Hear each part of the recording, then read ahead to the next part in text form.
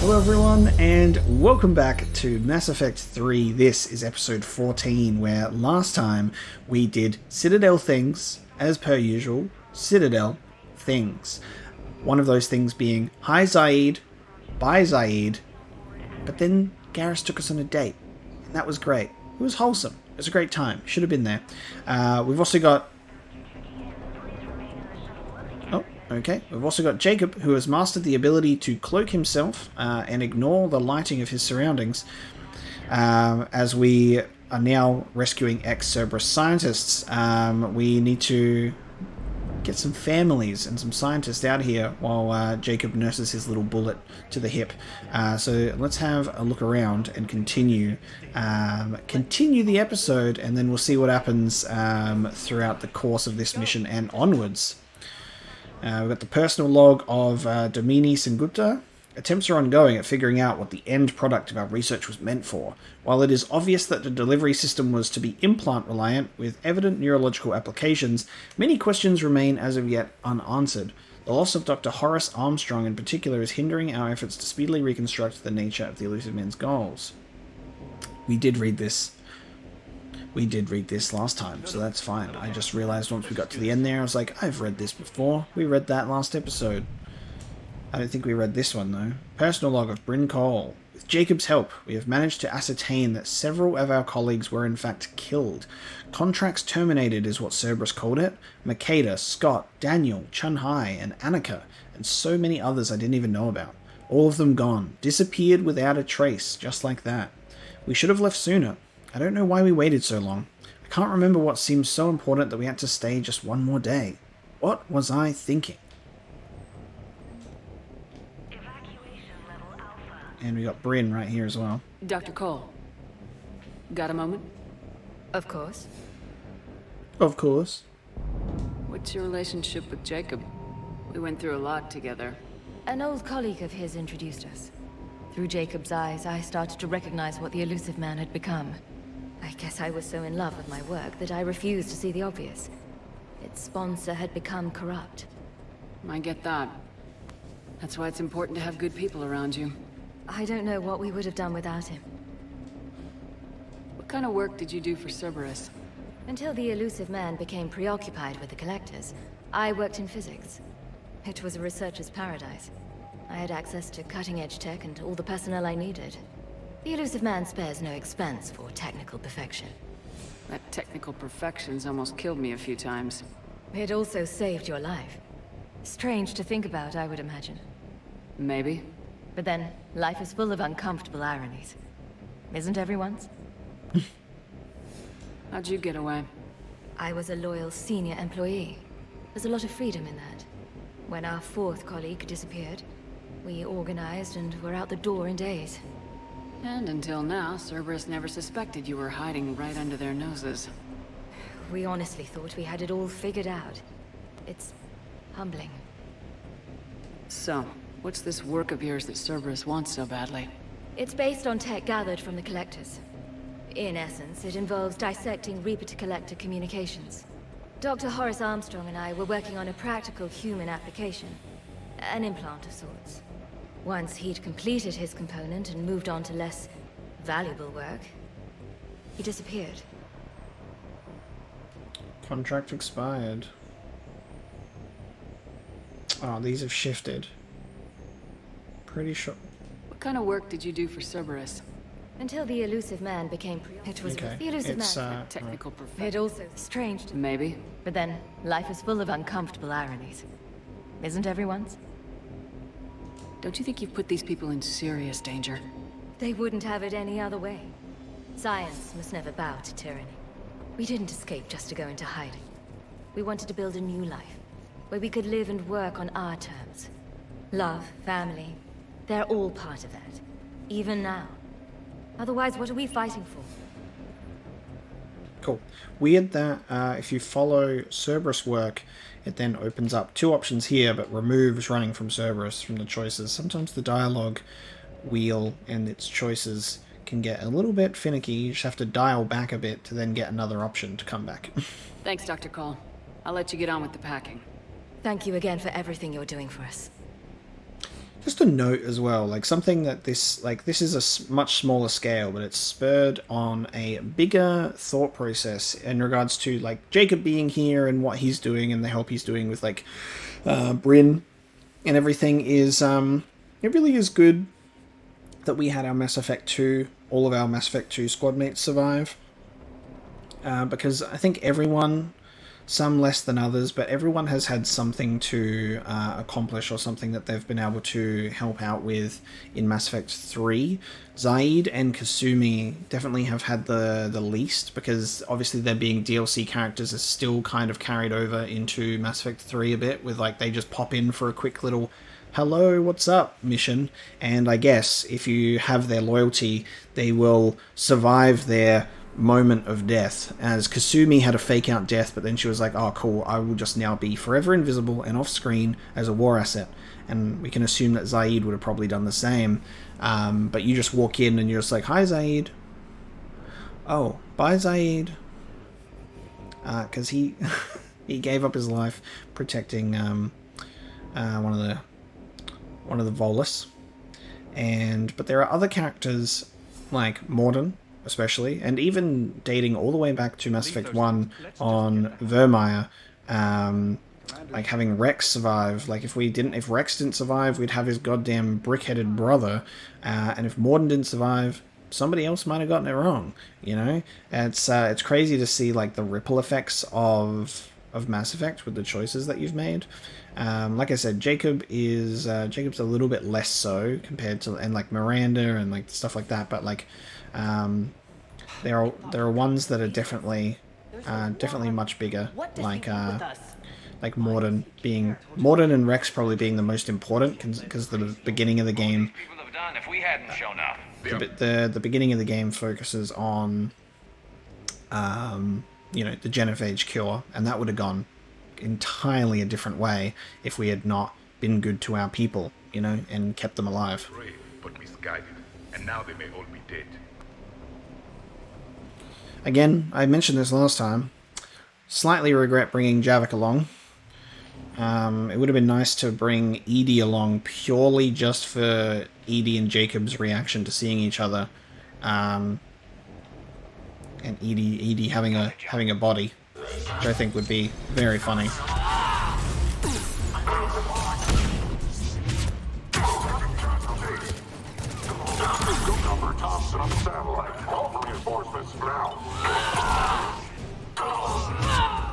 And then I'll just go all the way back here. Nice ground coverage. Good job, team. They stood there and watched me be awesome.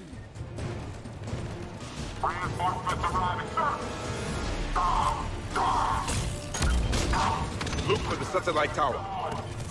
Sometimes my charge ability just doesn't work. Like, I'll spam Y to charge in there. And Shepard just says, nah, I don't really feel like charging. And what's a little bit frustrating with Mass Effect 3, and it's funnily enough, because it's the opposite in Mass Effect 2. In Mass Effect 2 you have like the can't target them like spam when it doesn't work. But then in Mass Effect 3 they decided to fix that and they made it silent. Because I'm spamming Y right now and they're right in front of me. Like I can reach that part. It is just the ground. Like, what if I press it? Yeah, I don't know. But now can I do it when I'm on the ground? Okay. That's strange, because usually it lets me change,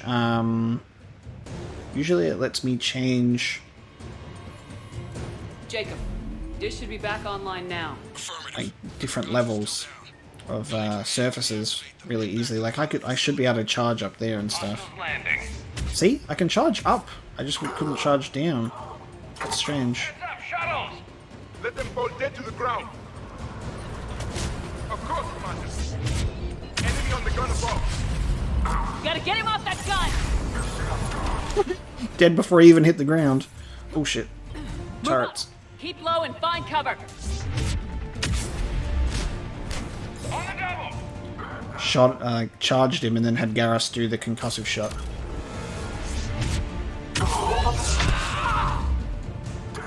Do we climb up here the slow way? Yep. Alright, now I think those turrets are coming for us. Activate those AA guns manually! Confirm.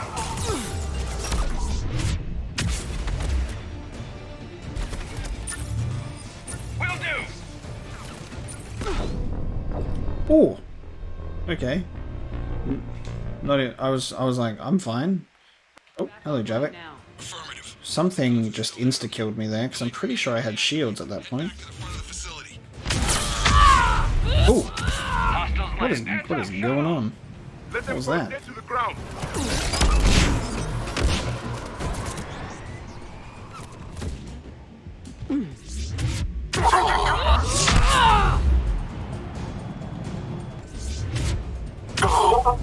I don't want to take the slow way up.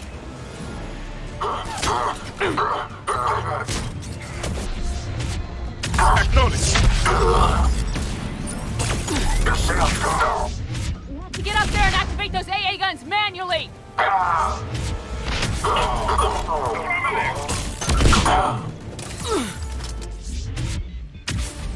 Where did that body go? Weird. Okay. No worries, team.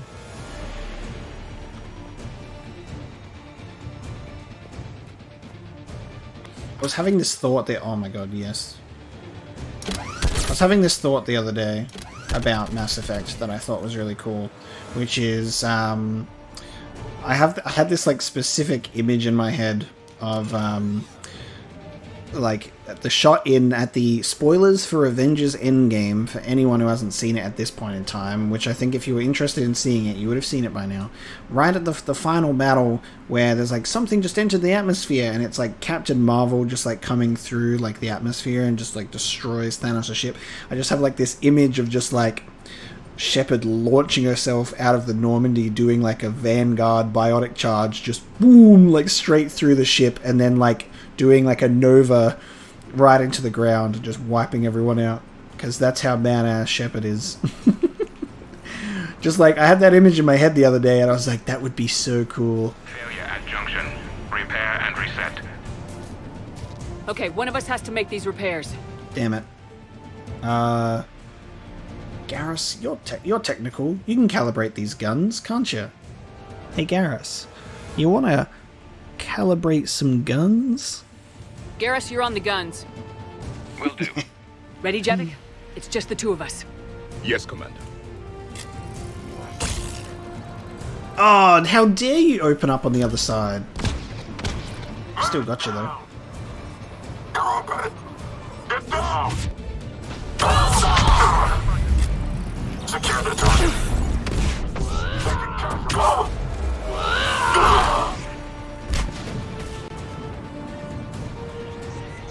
Oh, this is when I could get on that turret. Confirmed. Working as fast as I can. Oh, they're already up here, damn it. Confirmed.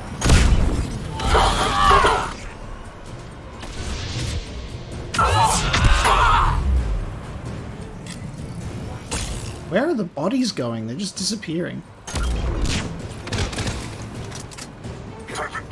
I'm biotic charging to a body and then I'm just watching it disappear. I'm trying to get to this turret in time, but I'm being too slow. Get on. I'm gonna get killed up here. Oh yeah, this sucks.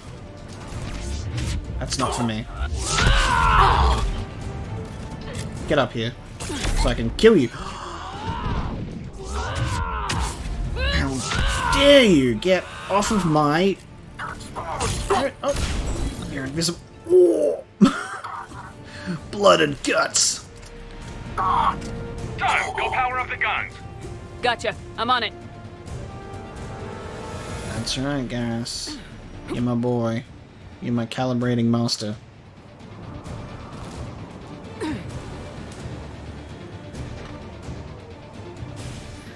I don't understand why he couldn't have done that after calibrating the guns.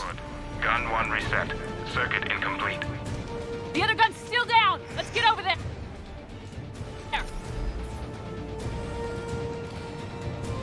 Also, Jennifer Hale. My favorite. I think one of the main reasons I even picked playing as FemShep is because I knew that it was Jennifer Hale's voice. And she does such an incredible job.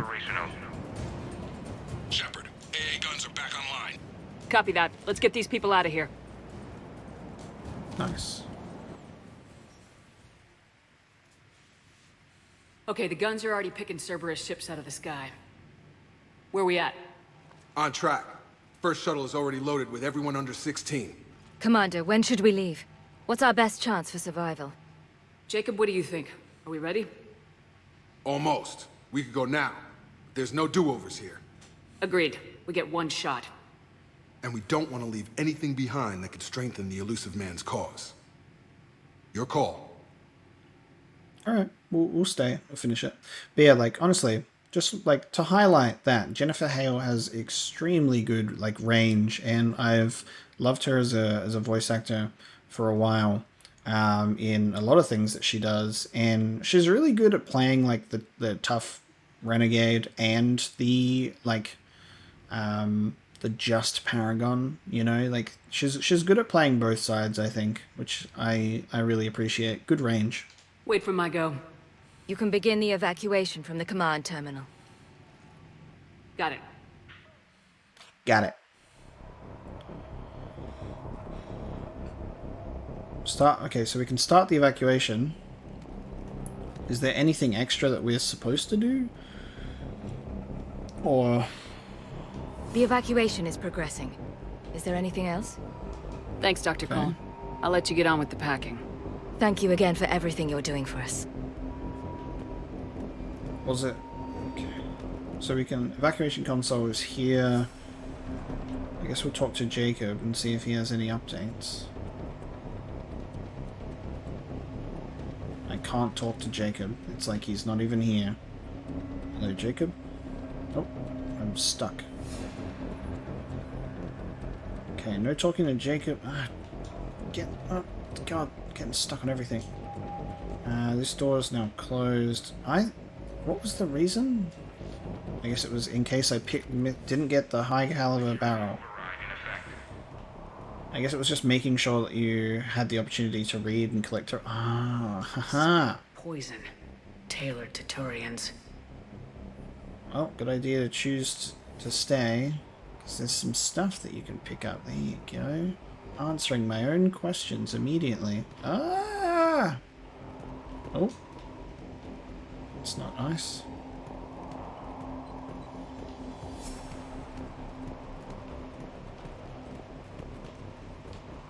Let me check if there's anything just down the floor again.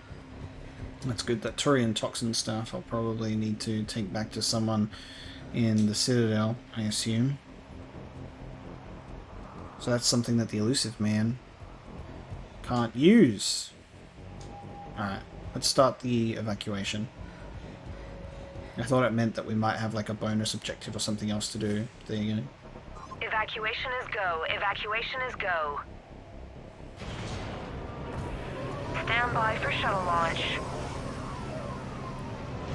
Have the guns punch a hole in the perimeter, then launch Shuttle 1.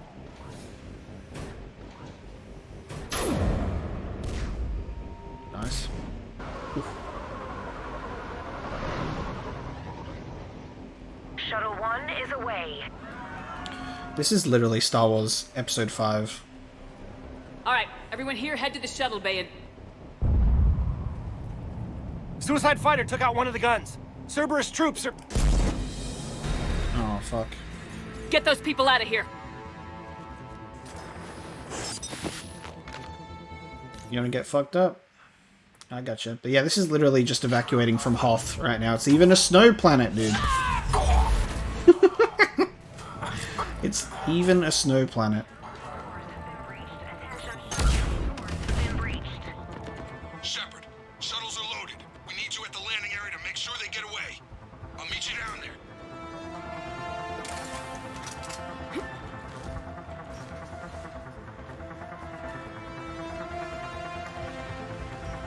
Double time it.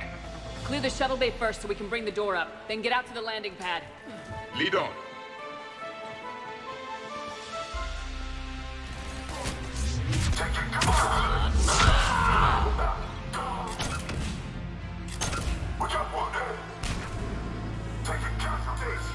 Gonna have a lot more wounded in a second. Jacob, bring up the main door. Got it, Shepard. Will do. Okay, let's get these people out of here. Oh, nice. Here we go. Scoop! Scoopy whoop. Take out that shield generator. Fun. Enemy shuttles on either side. I have them in my sight. Okay. Acknowledge. Did you just do overload on the pylon things? Shuttle on the way. 2 shuttles remaining.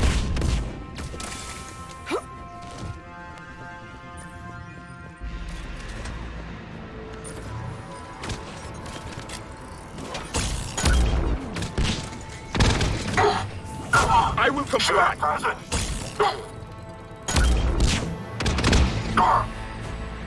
May as well just do this myself. Shuttles away. 1 shuttle remaining.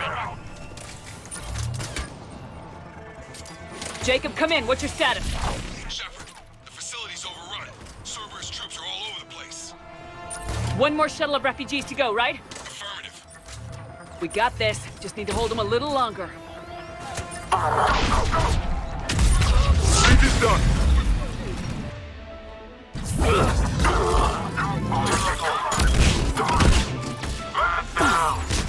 Understood.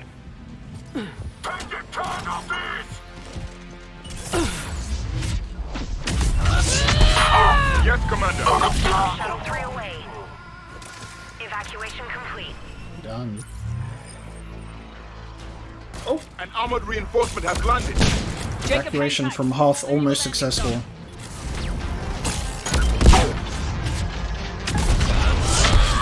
Affirmative.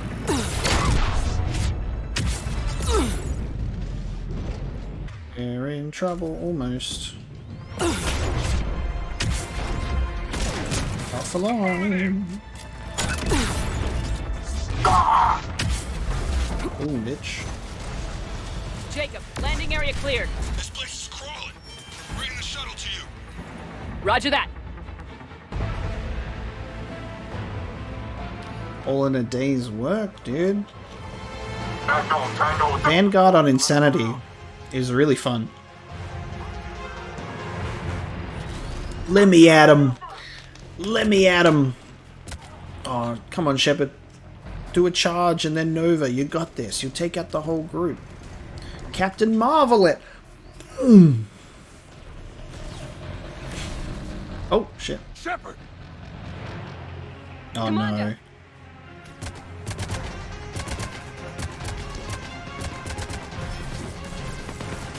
Jacob, my man. Come on, get on. Okay, let's go. Nice. Good. I'm like, nobody die here, please. Let's get everyone out successfully. Let's have a good Butt evacuation. teeth again, hey, Shepard? Nice to see you back in Expect action. nothing less. Yeah, feels good. I was afraid we wouldn't get anyone out alive. But because of you, we got almost everyone. Thank you. Dr. Cole, I have a request. One that you can't afford to turn down. I need your help against the Reapers. Without a doubt. I'm at your service. Nice. And I'm sure you can count on the others as well. You too, Jacob. I need you. Of course, but I wouldn't mind staying with these folks. What? You don't want to join the team on the Normandy? I'm torn, Shepard, but looking out for these families is important to me. I'm a dad now. I hope you can see that. I hope that Jacob and Bryn will be happy, because then Jacob has a chance to be the father that he always wished that he had, you know? Jacob can be the father that he wanted in his life. Keep them safe, then. The Alliance needs that crucible. You got it. All right. Report to Admiral Hackett for your assignment. You know, Commander, I've never met anyone like you. Just feel better knowing you're on our side. Thanks. Shepard, when this mess is over, Drinks are on me. Be safe out there. Nice. Nice little reunion with Jacob. Hackett here. I'm sending you a large team of scientists. I have the dossier.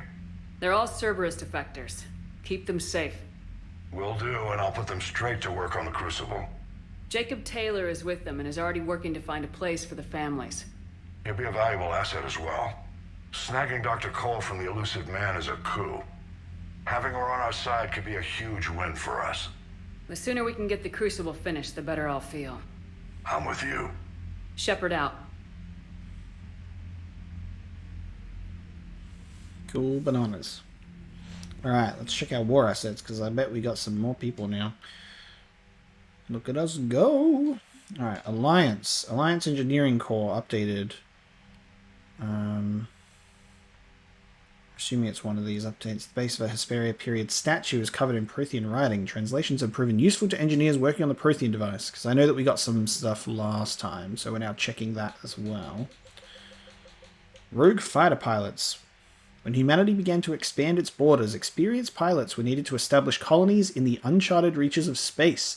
Some Alliance personnel heeded the call, and these luckless men and women have since been driven out of their colonies by the invading Reapers. After speaking with Lieutenant Steve Cortez, a few of these highly skilled fighter pilots agreed to fly against the enemies who destroyed their homes. Asari 6th Fleet. Update. The Library of Arsha contains definitive works by Asari on the art of war. These texts have been distributed as standard training manuals to all Asari recruits. I think that's the Asari we spoke to the Citadel last episode. There we go. Cerberus. The elusive man's search for humanity's best attracted many renowned scientists. Cerberus offered generous salaries, brand new facilities, and unfettered research budgets. Despite these lavish perks, some began to worry about the ethical ramifications of their work. The scientists rescued from Galax were among the first to leave Cerberus. They diligently helped to construct the Crucible. Bryn Cole is an ex-Cerberus scientist who studied the technology left behind by the Collectors. She eventually cut ties with the elusive man and helped dozens of scientists and their families flee the organization. The Doctor has joined the Crucible project, using the knowledge gained during her employment with Cerberus to help build the weapon. After helping Commander Shepard destroy the Collectors, Jacob Taylor cut his ties with Cerberus. He joined the war following an attack on a safe house for former Cerberus operatives, where he was hiding out. Jacob turned down formal reinstatement into the Alliance Marine Corps, feeling his past with Cerberus disqualified him from their company. Taylor is instead a consultant, advising the Alliance on Cerberus tactics and defenses. He also participates in missions that target the elusive man's holdings. Not bad. Alright, it's definitely getting up there. Cool, and now that that's done, we do have the mission that we were going to check out, which is to... I think it's the distress signal, yeah, on Masana. Asari High Command has requested help dealing with a distress signal on an Asari colony. Go to the colony, investigate the situation. So that's what we're going to do now. We do have a codex entry, known associates, which should be Jacob. Jacob Taylor is a human biotic and was once a Cerberus operative working under Miranda Lawson. Born in 2157, he began his career as a Systems Alliance Marine and served as a member of the Corps. Cool. That is just a recap on his stuff, which is pretty cruisy. We all know what that did, you know. Sergeant told me that Cerberus started out as an Alliance Black Op. Black Ops always go bad. If you have to deny the action, it was a crappy action. That's interesting. Commander, Dr. Chuck was sent word that she'd like to speak with you down in the medbay. Okay. The Cerberus scientists are safe with the Alliance. The brass thinks they'll be a big help on the Crucible. First Grissom Academy, now this.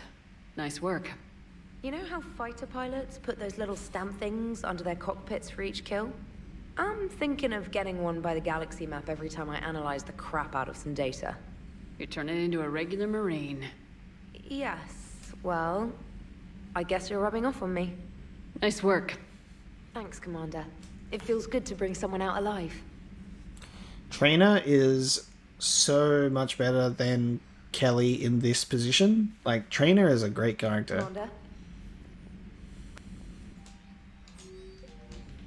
And that is why Trainer gets to have a shower in my apartment and then a subtle rejection as we play a game of chess. Oh, God. All right, here's another one. Dates back to the Rachni Wars. So a Krogan and a Salarian have landed on Arachni world for a top-secret mission. That is unlikely. Salarians rarely took part in raids on Rachni-occupied worlds directly. Missing the point? So the two guys are climbing up a hill going through this nasty green fog. And as they get near the top, they come out of the fog, and the Salarian sees thousands of Rachni. He looks over at the Krogan and says, "Oh, well, that makes me nervous." The Krogan says, "You think that's scary? When this is over, I have to go back down through that fog by myself." The implication being that the Salarian soldier would be dead. Yes.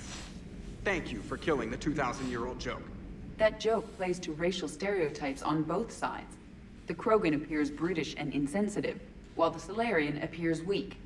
Stereotypes such as exemplified here led to the development and use of the genophage.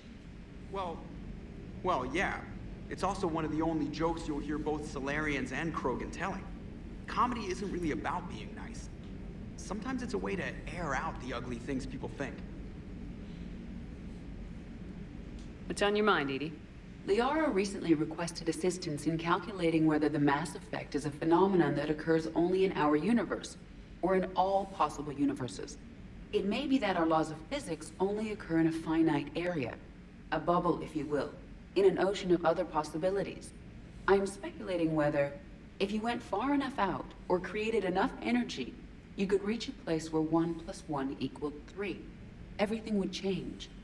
All energy, all matter, all the underlying math of the universe would be unrecognizable to us. Why? What were you thinking? I'll get back to you on that. Are we gonna have can we have a Mass Effect game set in another universe where it's just all like bizarre? Hello, Shepard. How's Jacob? He'll be okay. Glad to hear it. Nice to see those Cerberus scientists come to their senses. After everything he's done, the elusive man can't pretend he's fighting for humanity. Anyone who isn't indoctrinated has to see that by now. Glad we got out early. Commander?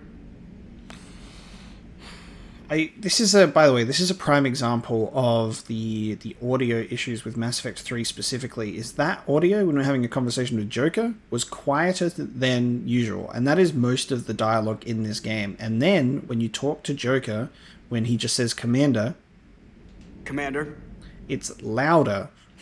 So there are voice lines that are like hard-coded as louder dialogue in this game compared to like roaming dialogue. Commander, Caden was looking for you. I believe he's in the crew quarters. That is a nightmare for me. Trying to balance audio is I'm never gonna get it, unfortunately.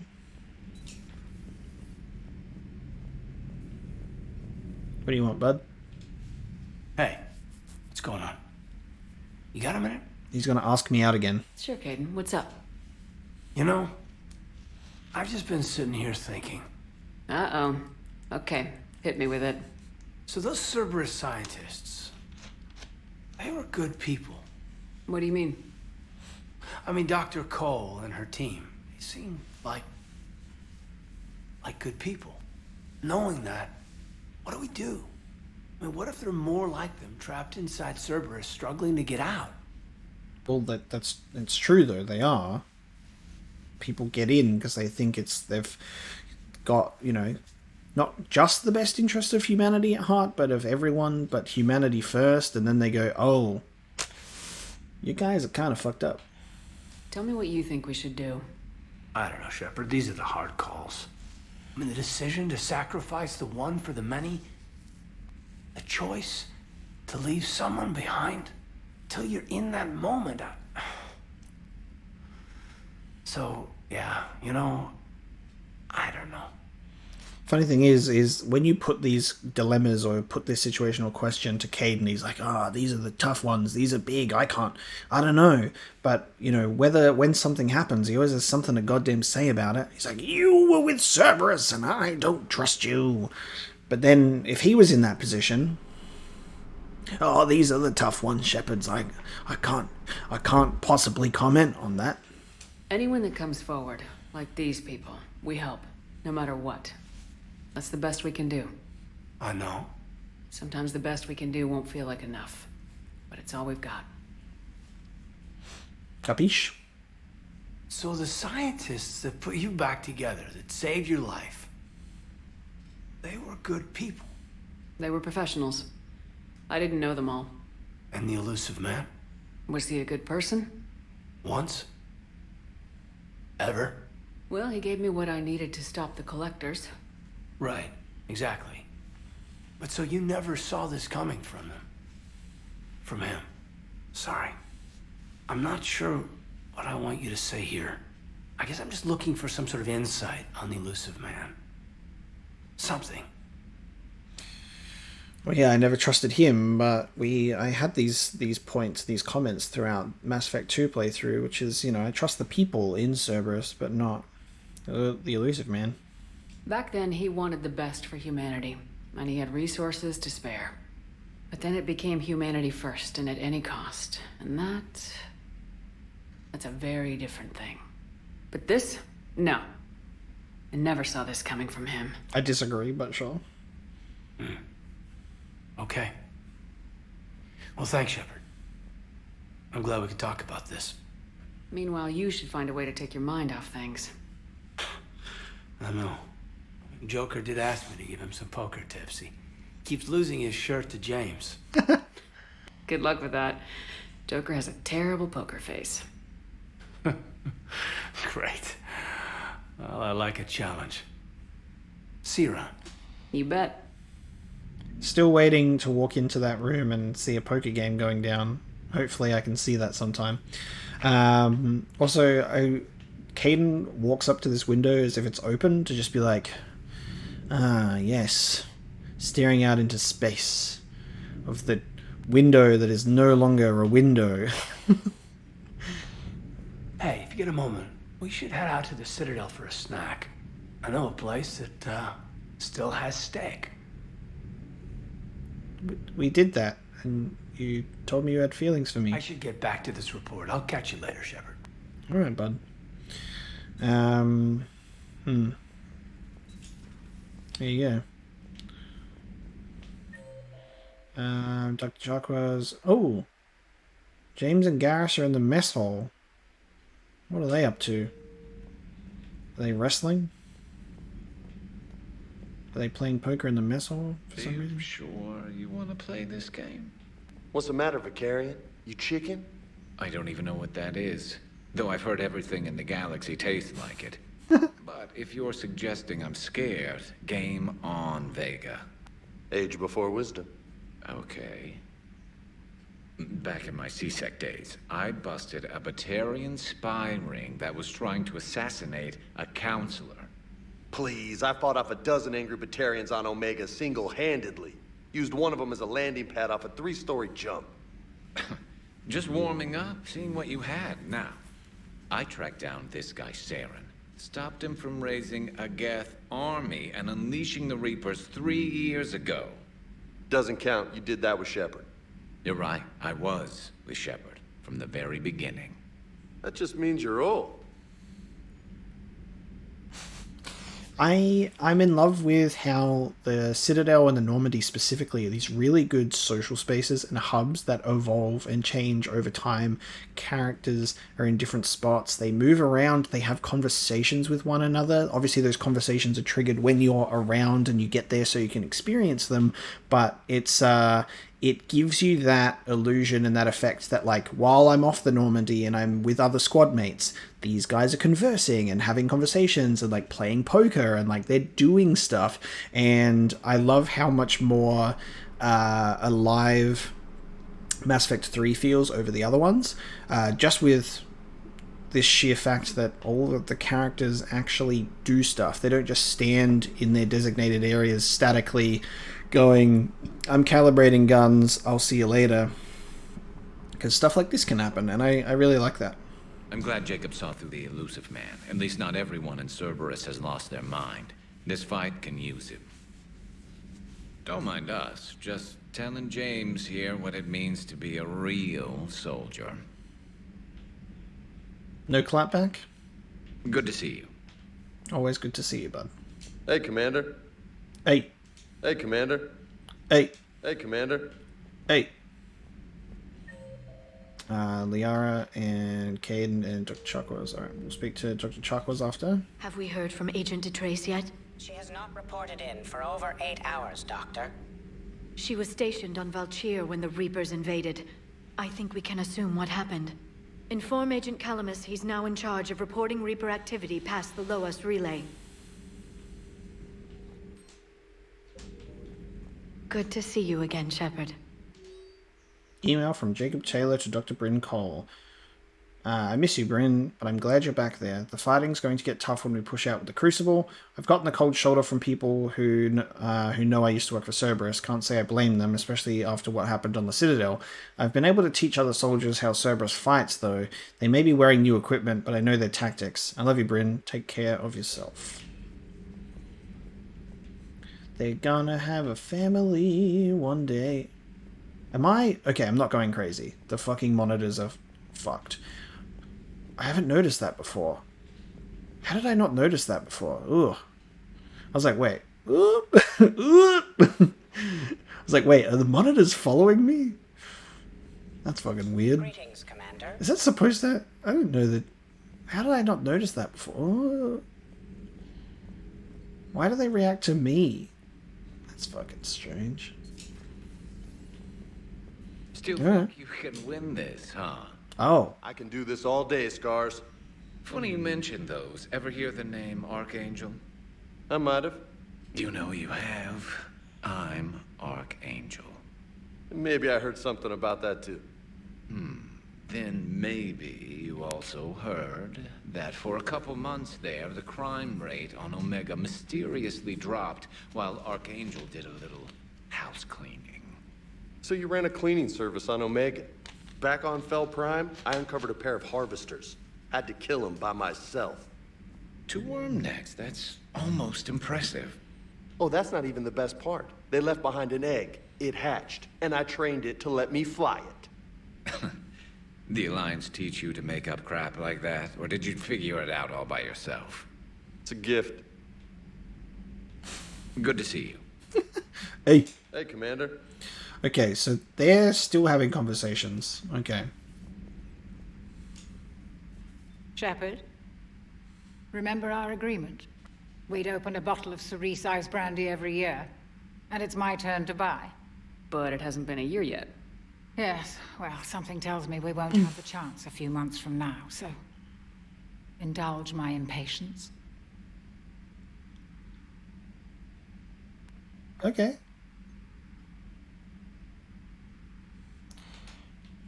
Weird that the top option is to save it for our victory. Let's have a drink. You grab the glasses. I'll open the bottle. And Jeff says, Jacqueline Subject Zero is sorry, but it's ma'am to me. I'd like to keep my Admiral Winky. Oh, Shepard, you know, I just realized. You've never called me by my first name. Well, neither have you. And I never will. You are Commander Shepard, hero of the Citadel, conqueror of the Collectors, savior of the galaxy. Using your first name just disrespects everyone you're fighting for, alive or gone. That makes no sense. Consider it a lady's prerogative, then. Come, let's have a toast. Oh, wow. There you go. So you can say her first name. A lady's prerogative.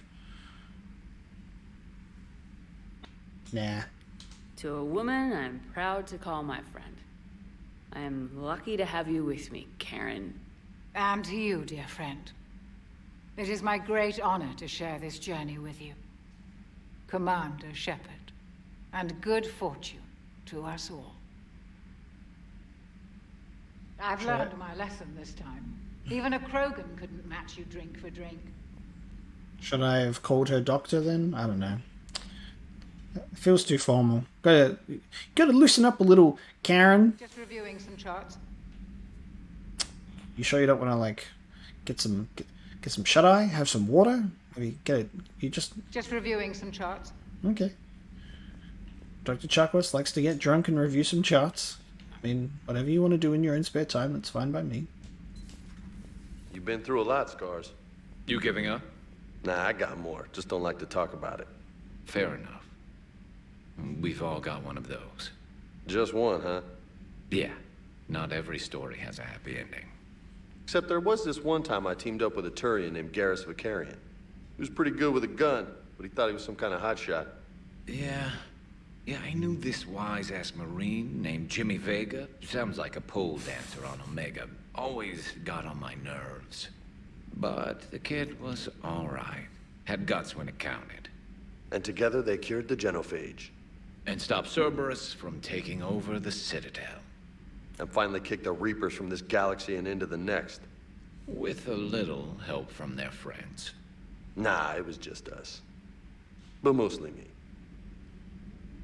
This interaction and encounter has solidified James for me, as I've already said in previous episodes, but solidified as best human companion.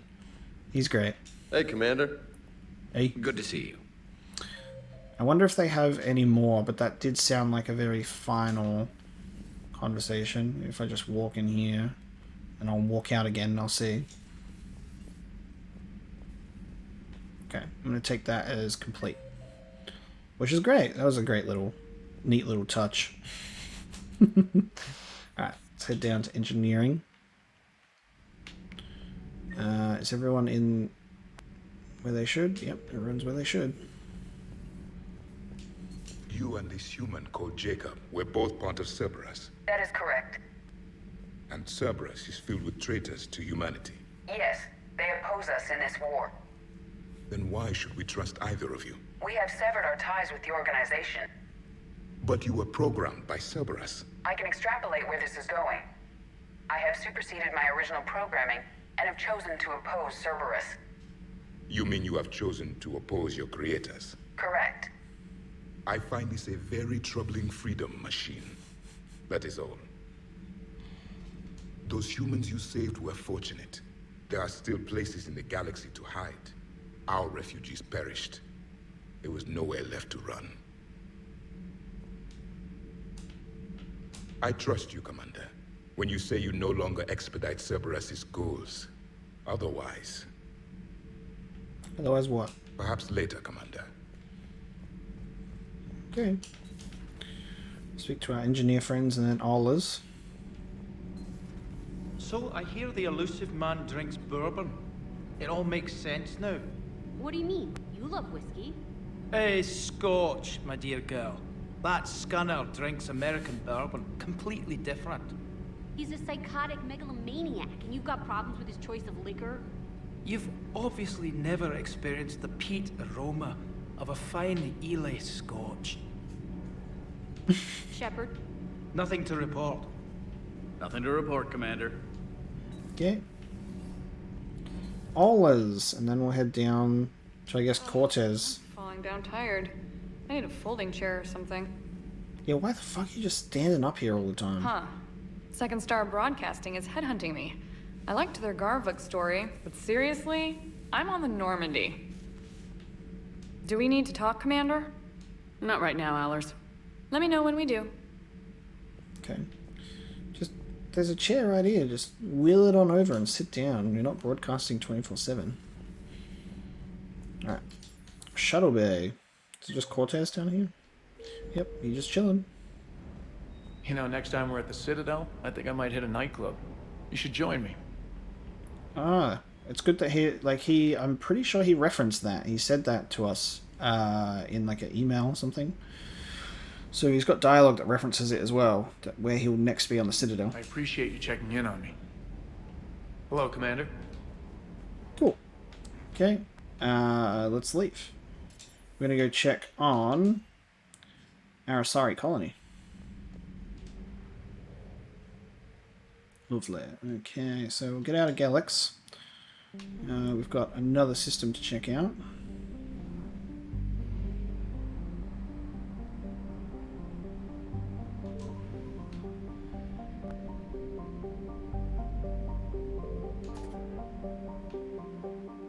Nimbus Cluster. Investigate the Asari Colony. So just the neighboring system. Let's have a look. jump on over. Alright. To Masana. Alright, let's go have a look. Am I gonna have enough fuel to make a return trip? Maybe. Y'all got any fuel out here? I don't think I can even, it's not... It already said the system is 100% explored, so I'm going to assume that there's actually nothing to find in this system specifically. Lessus. Lessus is an unpopular garden world with characteristics just outside of the comfort zone of its Asari population. Its gravity is a little too high, its diseases a little too virulent, and the soil inhospitable for growing food. Further information is difficult to come by. The Asari government is uncharacteristically silent about Lessus. Normally, a garden world settled so long ago would be highly populated, but little light pollution could be seen on Lessus's night side. There you go. An unpopular garden world that's a terrible garden world. Awesome. Sounds good. I'm gonna take you. I want to see what Javik has to say about the Asari, so we're gonna take Javik. Our main two boys that love going on adventures with us. It just works out the best, you know. Got another new rifle, apparently. Oh yeah, the chocolate launcher, right?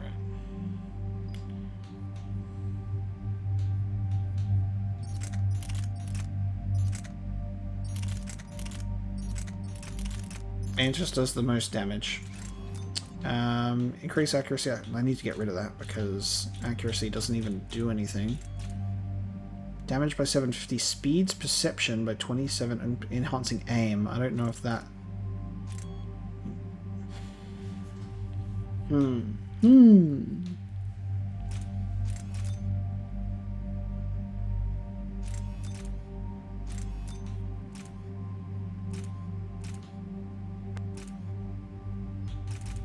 not sure if I should do concentration. That's like 7.5% increase of damage. That's pretty good. Or the piercing mod number 2. I think we'll go for this. Chuck that on. I got 8 points, so I can put more points into warp ammo. Ammo capacity, headshot damage. Should I do headshot damage? Yes. We'll wait to max out armor piercing. And I'll max out slam with you. Lovely. Let's drop on in. Dig up any information on the mission, Liara? Asari High Command hid a lot from us. You're headed to an Ardat-Yakshi monastery. Ardat-Yakshi? Like Morinth? No, these Ardat-Yakshi lived in the monastery so they wouldn't, or couldn't harm anyone. However, they're still powerful biotics, and potentially very dangerous. That's why High Command sent commandos to investigate the monastery's distress signal. So what does the Asari High Command want us to do? If there was a chance the Ardat-Yakshi could break loose, the commandos were to purge the monastery. Purge? You mean destroy? They would have brought heavy explosives with them, yes. I guess if we decided to bring Liara, which could also have been a good idea over Javik to bring Liara, we'd be having this conversation in person. Maybe we could have brought Liara and Javik. That would have been cool. Morinth was dangerous, but are the Ardat-Yakshi this big of a threat? Morinth was just hitting her stride. Ardat-Yakshi who kill leave behind astronomical body counts. That's why High Command won't rest until this place is destroyed. They'd never risk a single Ardat-Yakshi getting loose. Don't assume anything. Maybe the Ardat-Yakshi sent out the distress call. If the Asari want us to destroy this place, I need to know what happened. Agreed. Once we give a report to High Command, they'll stop wasting lives here.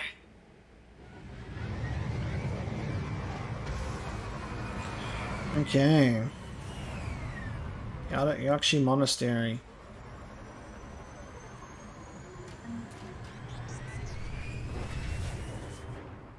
Okay, so the Ardat-Yakshi Monastery.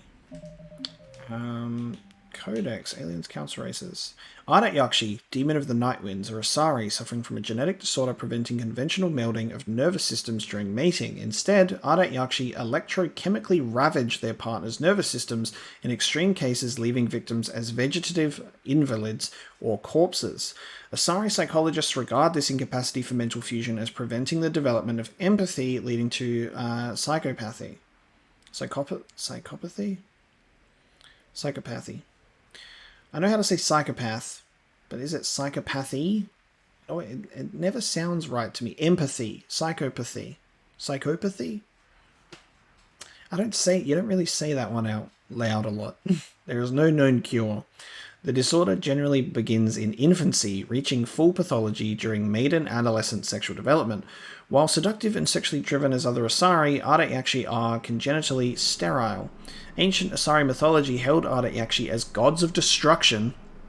Goddamn Dragon Ball Z intensifies, depicting them as villains of countless legends and as the anti-heroes of numerous Asari epics.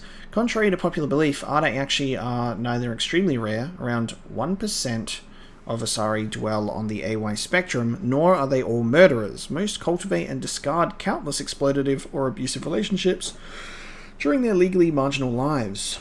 Despite rumors of Ardat-Yakshi syndicates, by nature Ardat-Yakshi are incapable of long-term cooperation. As a disproportionately wealthy species, Asari employ their economic reach and media ownership to hide the AY pathology from the galactic community, placing most Ardat-Yakshi in monitored work programs or seclusion. Only the most aggressive cases are sentenced to sanitaria and prisons or the execution lists of justicars. Of justicars, you say?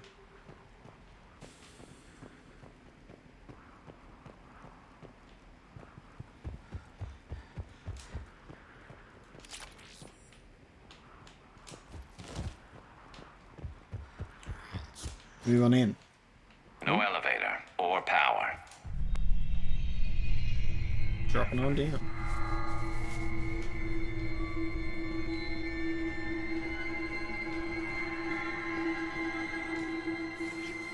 Sounds close. And it has friends. Okay. Damn, we're really getting... Oh, crap. I hear something. Stay sharp. We really do be getting, like, a lot of these more horror set pieces in Mass Effect 3 than previous games.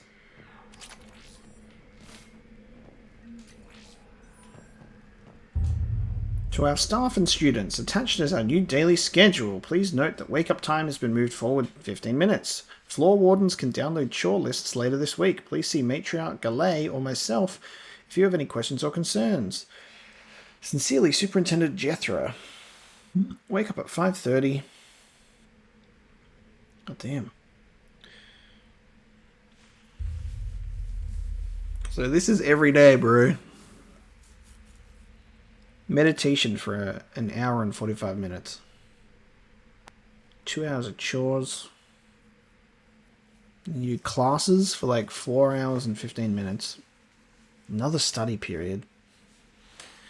Evening meditation as well. You only get 2 hours of free time a day, man. Oof. Yeesh. To be an Ardat-Yakshi is to be in pain.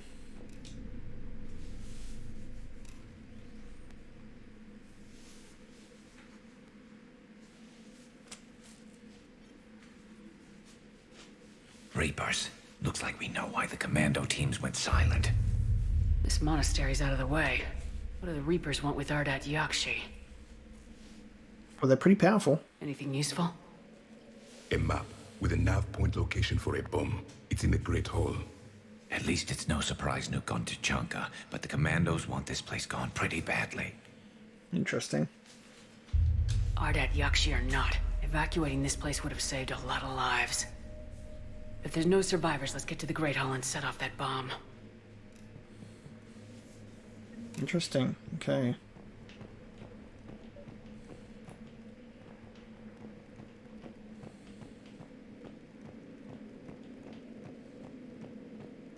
Delay. You won't believe what Yanis managed to smuggle in. A copy of Vanya. Meet us after supper in the library. Bring some study work. Reel is floor warden tonight, so act natural. We'll be by the East Video Banks. This is gonna be so great. See you there. Oh, and delete this once you listen to it. Not like last time. Looks like it was like last time.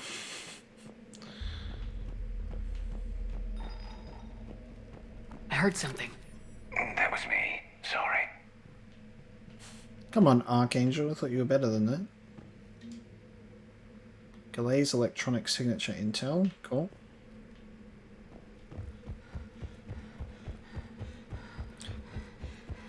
Kind of tempted to bring... I am, like, kind of tempted to bring Liara on a mission like this instead of Javik. But I will live with my choice, and that is the pleasure of a game that you can replay time and time again. With replayability and different choices and different pathways, is you can bring different people with you for different dialogue. At least you get a beautiful view here. Great Hall's that way.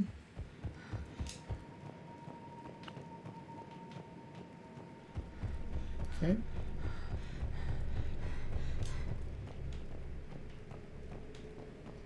Never know when there's going to be a computer that you can actually interact with or not.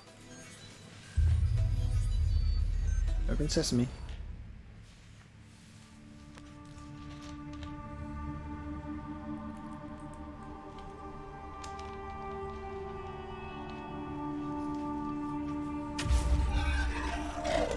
Very good. I almost didn't hear you. Hello! Hello! Some time, Shepard. You are a most welcome sight. The corruption here runs deep. What brings a Justicar out here? My daughters have lived here for centuries, Garrus. I've come for them. Unfortunately, the Reapers had already infested this place by the time I arrived. She came for her children. How about that? Hello, Samara. I had a feeling that Samara might show up in a place like this. It seems entirely relevant to her character. There you go. I'm blowing this place up. You met me hunting down your other Ardat-Yakshi daughter. Are these ones just as dangerous? Valer and Rila have followed the monastery's rules ever since they arrived. They've shown no inclination toward violence. And you're here to save them? They are my responsibility. And it's one that cannot be abandoned, even as our galaxy crumbles. Interesting. I'm wondering what this is about. Because it seems like it's, I don't know. As both of my companions look to me, they're like, what do we do? But we'll help search. Let's go together. Maybe your daughters can tell us why the Reapers hit this place. I suspect they will have much to tell us. It has been centuries since I last saw them.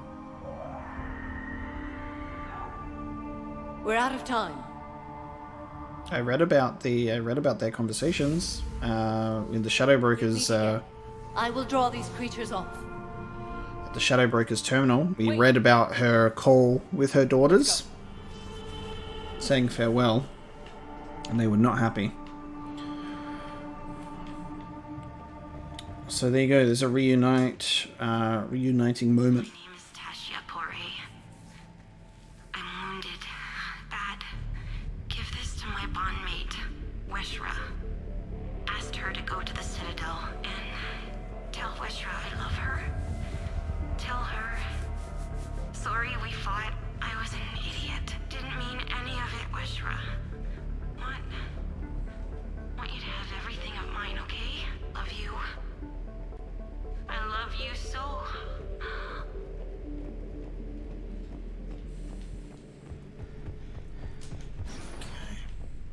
An isolated fortress. The Ardat-Yakshi must have believed they were safe from the war. If they knew about it at all. They learned. The hard way.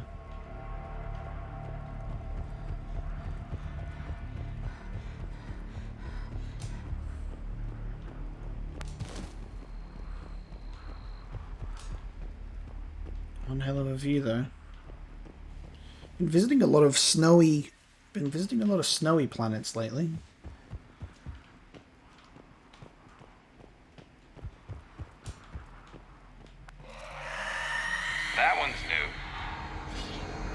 Banshee. Ooh.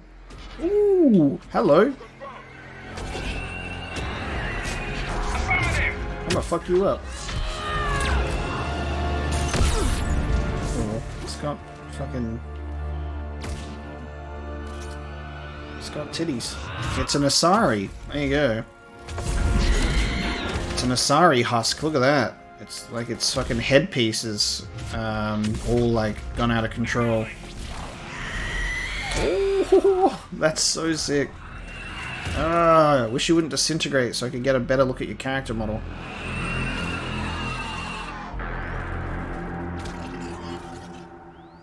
Dude.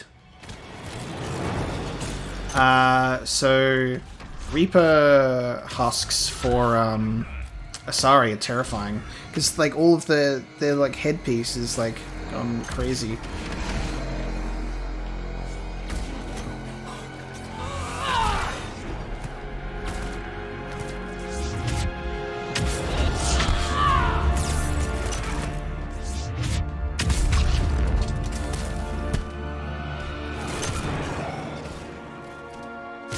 I'll read that codex entry in a second.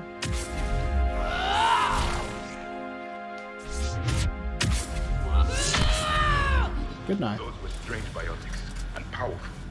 The Reapers are converting Asari slaves to their side. Banshees. Let's read that codex entry. Banshees are the corrupted Asari often found leading a Reaper strike force. The Reapers create them specifically from Asari with active or latent predispositions to becoming Ardat-Yakshi, a rare neurological condition that enhances the Asari's biotic power while causing the immediate death of anyone she mates with. Lumbering as though in constant pain, the emaciated Banshees are surprisingly durable opponents. They are devastating biotics, able to hurl lethal balls of energy and create shock waves as they regenerate. What Alliance military finds most disturbing is the Banshee's ability to spawn her own warp field and seemingly teleport during combat. Although their wails have no apparent physiological effect, the psychological impact is undeniable. When Banshees die, their Ardat-Yakshi genetics twist against them, causing a biotic implosion to ensure they evade capture. Holy crap, this one is definitely my favorite so far. Look at that design, like look at that face. That's crazy. That's 100% my favorite of like the Reaper variants. The Brute thus far. is a hulking amalgamation of Turian and Krogan Because victims. the Brute is like a massive version of like what we've seen of Saren from Mass Effect 1. Cannibals are like eh. Harvesters are like eh. Husks are creepy. Marauders are harvested Turians that Ravagers are former Rachni that the They're pretty Reapers cool. have transformed. Marauders are... Marauders and Banshees are like my favorite, and it's very funny because like visually, if you guys have ever played a game called Soma, a horror game called Soma, the Reaper like indoctrinated like species like this, like the husks of all the different species look very much like the stuff that's you see in Soma. Garrus's run. Bud. I can't defend that run, I'm sorry, bud.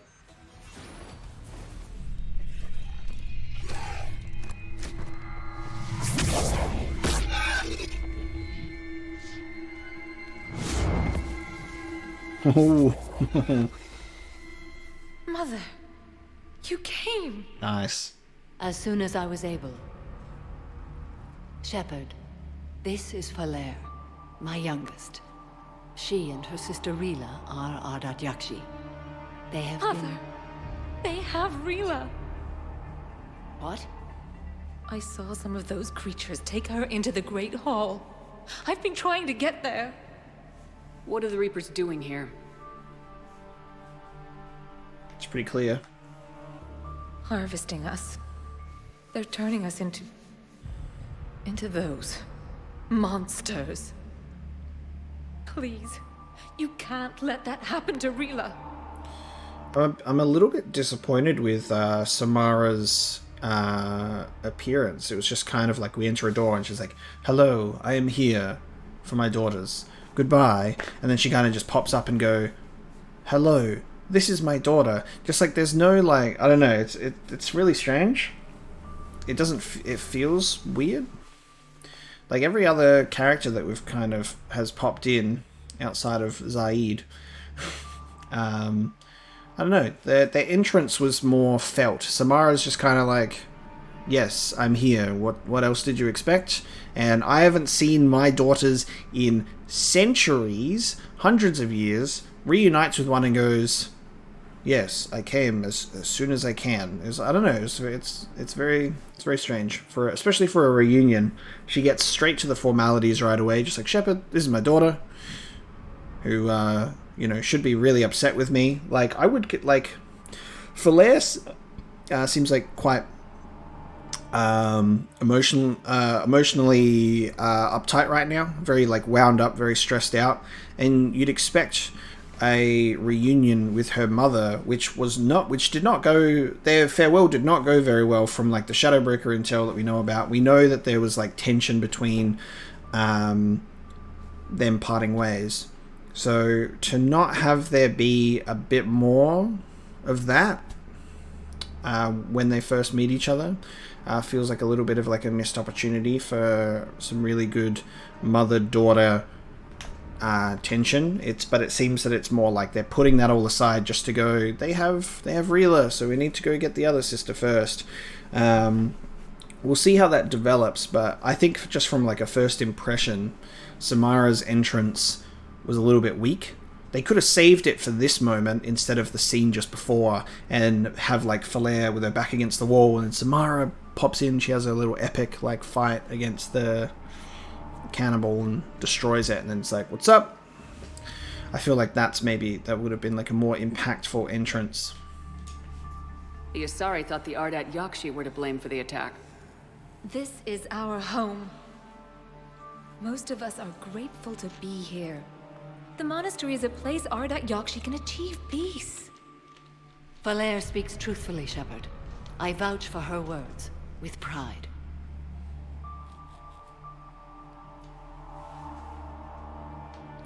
Then we have to find Rila fast. The Great Hall has a bomb in it. I'm blurry. A bomb? What, didn't you come to rescue people? We'll try, but we can't leave this place standing, Falere. You sound like the Commandos. They didn't stop to help anyone. Falere? I'm sorry. Falere! The fuck? Okay. The Great Hall. She's looking for Rila. Javik's just standing there with his face against the wall. We'll in meet the you background. Please be swift. Okay. Yeah, Javik was just standing with his face to the door. You guys didn't want to give us a lift down there so we could also get down to the Great Hall, like, with haste? Nope. Okay. We're not gonna have much luck with those doors. You figure? Between the Reapers and Commandos, I'm amazed this building's still standing.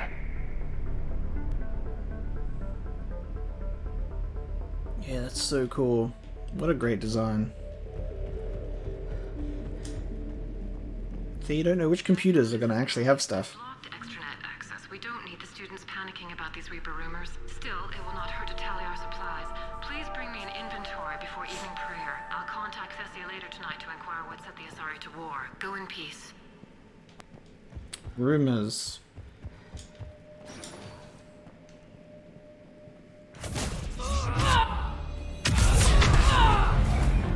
What's up? Here to announce myself. Right away!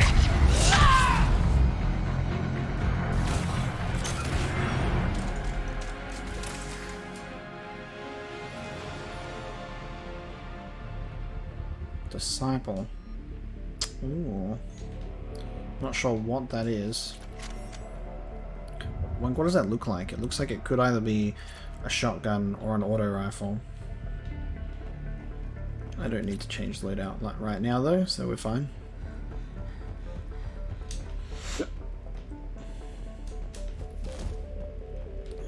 believe we need to head down there, but gotta check on my rooms first.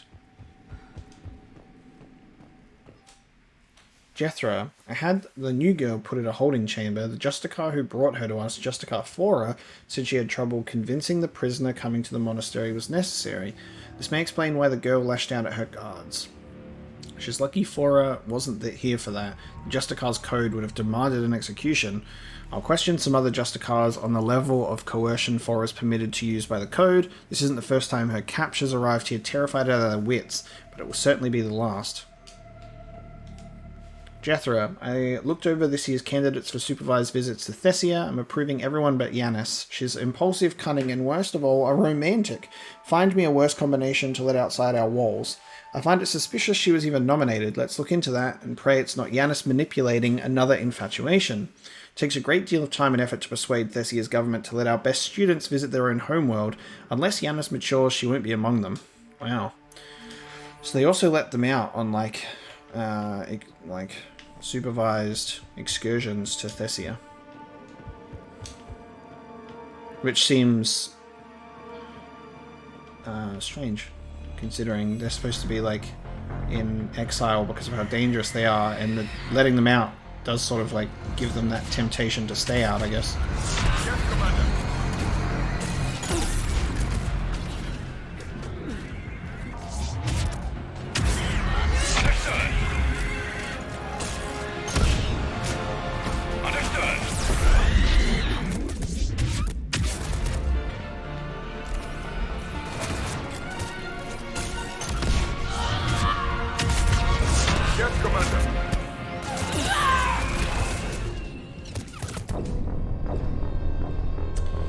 Just didn't look far enough to the left to do my biotic charge.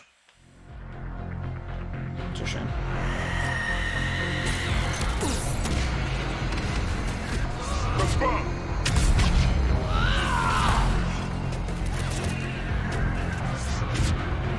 Dude, these Banshees are insane though. What the fuck just happened there? She like picked me up, but then her move got cancelled. Oh, that's not what I wanted to... Okay, that's fine. Jesus. That grab.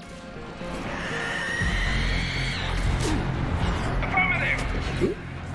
She bugging.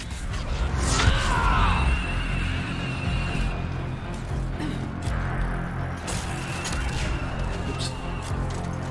Guys, don't shoot him.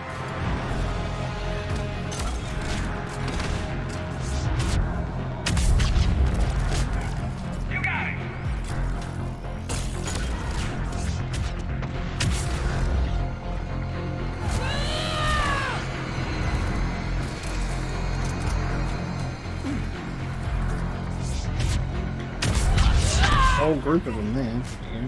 My favorite. They stand there ready for me to kill.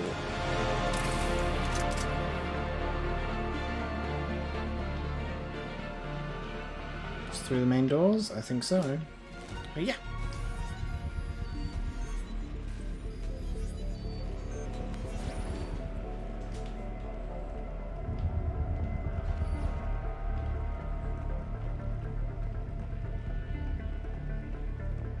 Another dead commando. Was she holding off Reapers or was she left behind? It does not matter. No, it matters. I want to think she could trust her team in a fight. She's beyond that question now. Yeah, see, that does matter to someone like Garrus, considering like the team he ran with and his past and everything, and how he lost his whole team. Very good bit of characterization there, subtle, but I picked up on it. Let's go. It's elevator time.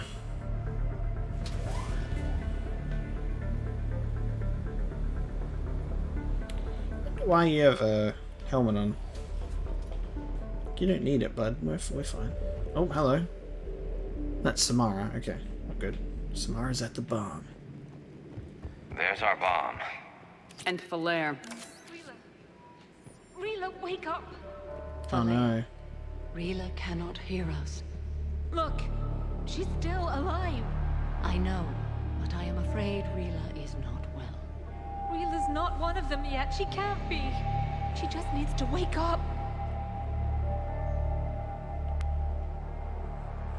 I guess, like, what I was bringing up as, like, my slight criticism of this relationship is, you know, Samara is quite closed off emotionally. She doesn't really allow herself to feel certain things. There's only been some rare moments where she has in Mass Effect 2. So, her not really doing much here is, like, fair enough, but it's a very interesting relationship. Rila? Rila, can you hear me? She about to go evil mode.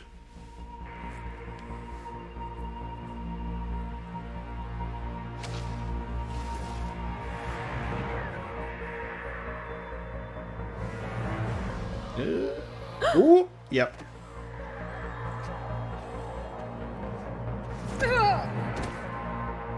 Oh. Okay. Why did she do that? Because they've begun to turn her into one of the Reaper's creatures. I'm sorry.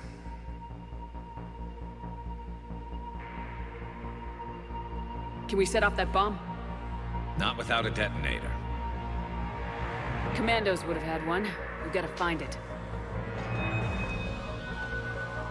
What is that? Oh, okay. Just another one. Later.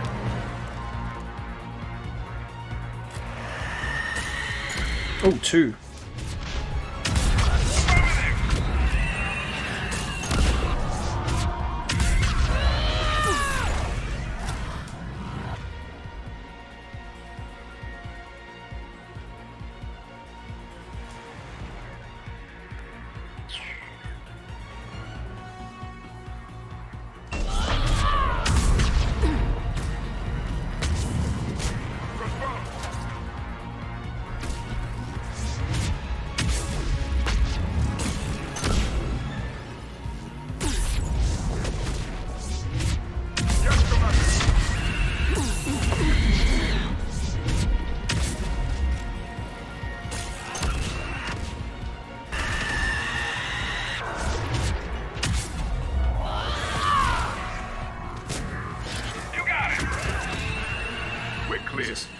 For now, let's get back to that bomb. Okay, 2 Banshees. Ain't no thing.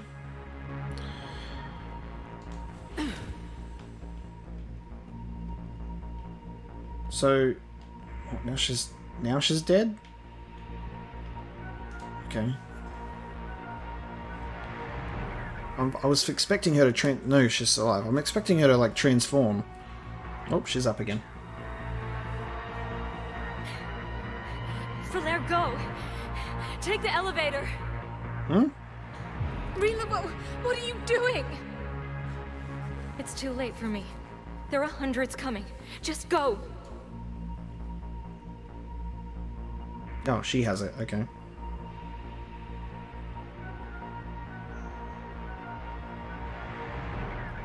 Move! No! Rila! I love you. Rila!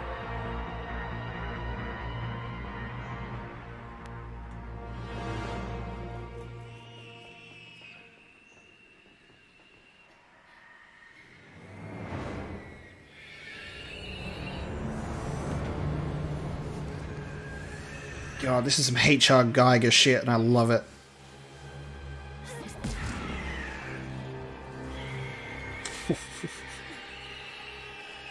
Holy shit.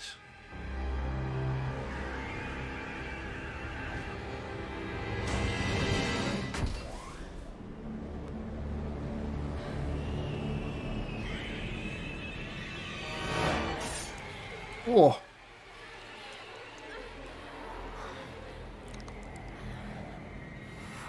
We are not your slaves. Fuck yeah, that's cool.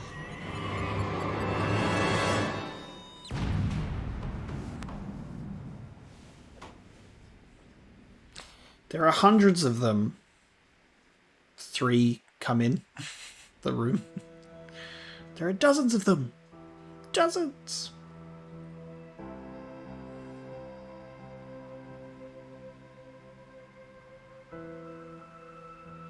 Rila, there wasn't even time to say goodbye. Few can break the Reaper's hold. Rila's will was extraordinary, as was her love for you. We left her to die.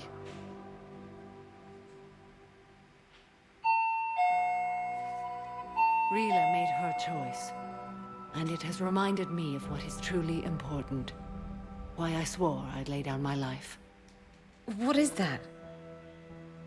Valere, the code demands an Ardat-Yakshi cannot live outside a monastery that no longer exists. What are you doing? I'm sorry, Shepard. By the Justicar's code, there is only one way to save Valere. Mother, no! My daughters, you were all so much... No. Let go. What are you doing? Fulfilling the code. By throwing your life away? I won't kill my last daughter. You won't have to. Valere? I'll stay here. Home. No matter what's become of it. Without a proper monastery... I could have left any time. I don't need a building to honor my own code. And if the Reapers return, they won't take me alive. I promise.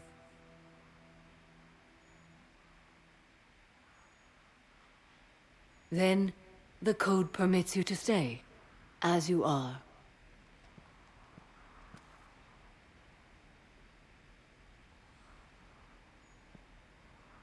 Once this war is over, and if I am able, I will visit, as a Justicar should.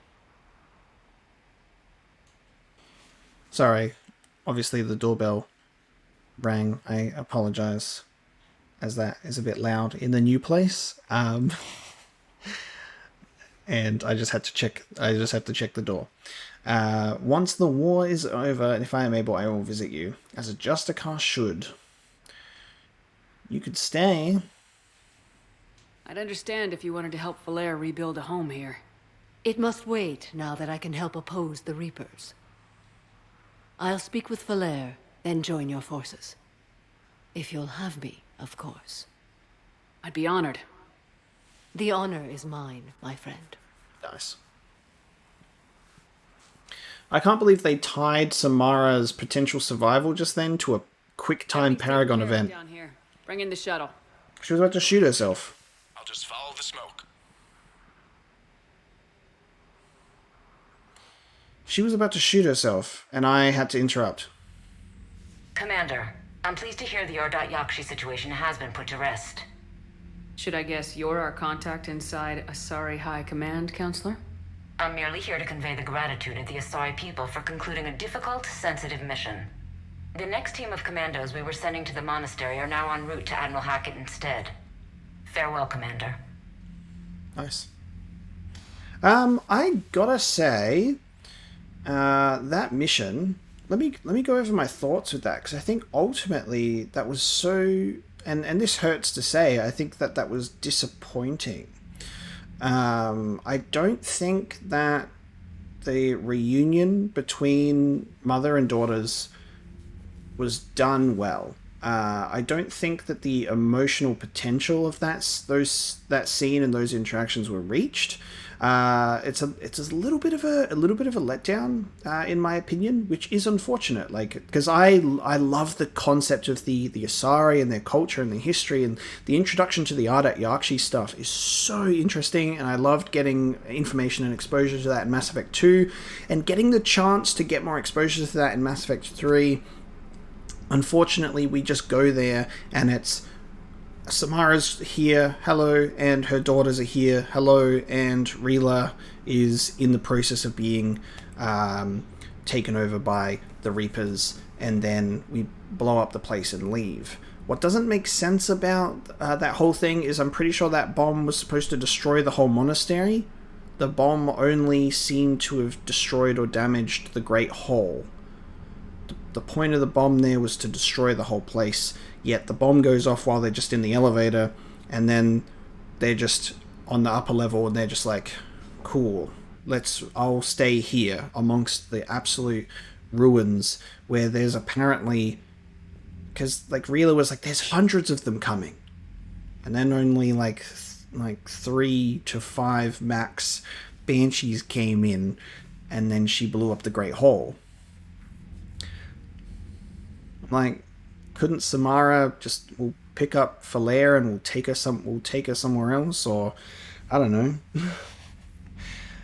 It's a bit disappointing, and that's a shame, because I love the Asari, and I really like Samara, and I really liked the sort of the drama and the story potential of a Justicar's struggle with her daughters having the Ardat-Yakshi gene, and like, you know, what she had to do with Morinth, and you know, stuff like that. Like, I thought, like, in that scene we were going to have Rila actually like real time transform into one of those things, and would maybe be like a tougher version. It would be a boss, and it would have been more emotionally impactful for that to happen. There was, I don't know, there's just multiple points in those interactions where I was seeing what could have been done. I was seeing more potential there, and I wanted to hold my tongue until right at the end. Like I said, my initial reactions, and then I held off until the mission was over, just to see if more stuff happened. And there was a little bit more between them and talking about stuff. I can't believe that. I think we would have almost lost Samara if we were not quick on the draw with the Paragon quick time to stop her from shooting herself in the head, which seemed weirdly drastic as well. And then she's like, okay, we have now found a loophole in my code and we're all good. Yeah, I don't know. I was seeing potential there in that reunion and more information on the Ardat-Yakshi, and unfortunately didn't really hit the mark for me, and that is a shame, because I think this is genuinely like the first time that we've had a character reunion and a mission about something I was interested in, where I walked away like completing that mission feeling a little bit unsatisfied, because every other time we've like reunited with a character or we've done stuff, there's been really interesting points to make, and I feel like it's fit in there and it's done justice. But yeah, that unfortunately didn't really do it for me as much, and that's all I'll say on that. Still enjoyed it, and it was still good to see that stuff, and the Banshee's a really cool design. And it was good to actually at least have Samara have that reunion. But yeah, could have been better, I think. But we do have Asari commandos. They train from an early age to control their minds and bodies, seeking the ultimate economy of thought and movement. They are taught that each shot and each decision be made without hesitation. While exact training methods vary among teams, all commandos are consummate professionals. Their ambushes, quick strikes, and clever tactics have bested larger, well-armed units in thousands of recorded conflicts. And Samara. The Justicars are an ancient Asari order dedicated to finding and punishing those who would harm others. They rigidly adhere to the Justicar Code, a comprehensive, complicated list of laws. By assaulting the innocent, slaughtering the helpless, and refusing to acknowledge any authority above themselves, the Reapers are an affront to nearly everything the Code stands for. The Justicar Samara has set aside all other responsibilities, pledging to stop the Reapers, even if it kills her. There you go. Alright, some more things in the terminal. And I think what that does for us is we still have quite a few things to do. We've got some things that we can do on the Citadel to return some things. Like, there we go. The Cerberus Turian poison. A doctor on the Citadel is looking for the poison. So there you go. Memorial Hospital. And find Weshpera on the Citadel as well. So I've got a few things to do. So I'll have to have a look around these. Bunch of stuff to do. So I might take a look. We'll see if there's any updates with people on the ship now that we've had our Samara reunion.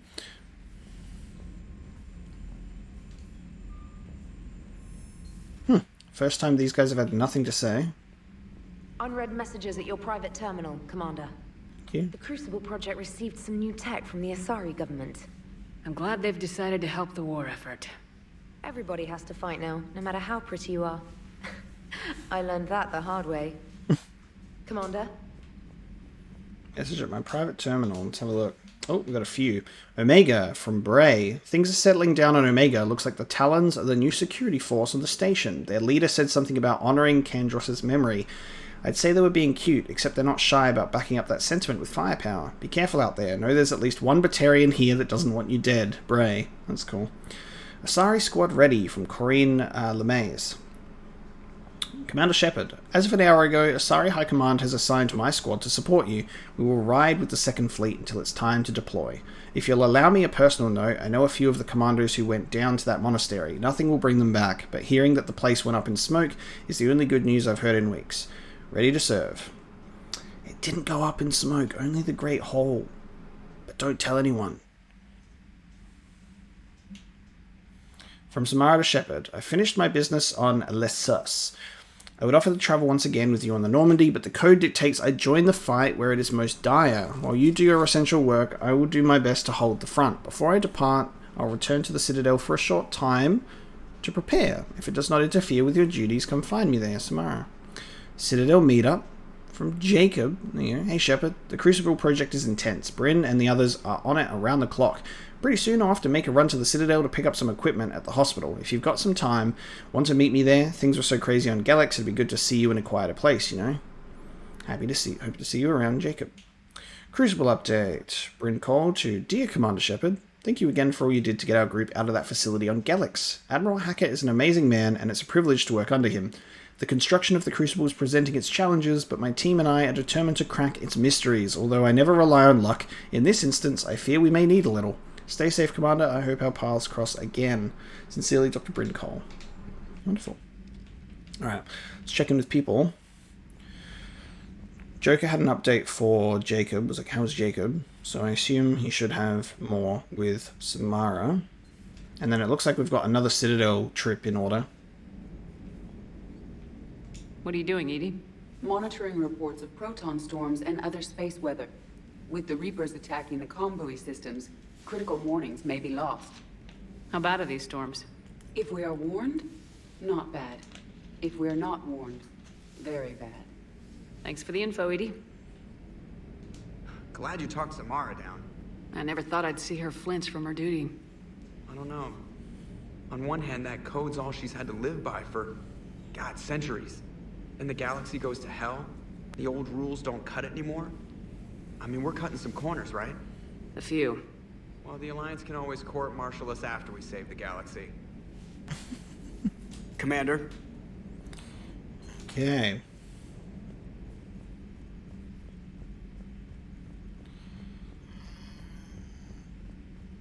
Well, they've got stuff to add, so I'm assuming everybody else will. Let me see if ever people have moved around. Garrus and Javik are in the lounge. That's interesting. It's always bizarre when something like that happens, when there's like such an interesting matchup together. Garrus and Javik just having a debrief in the lounge, you know, after our mission at the monastery. Okay, let's head down to the crew deck.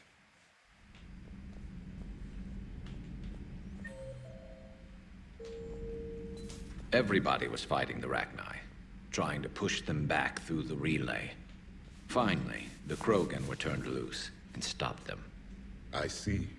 But when the Krogan rebelled, we had to deploy the Genophage to stop them. Wasn't the only rebellion. 1,000 years later, the Geth revolted against the Quarians. That was a whole other war.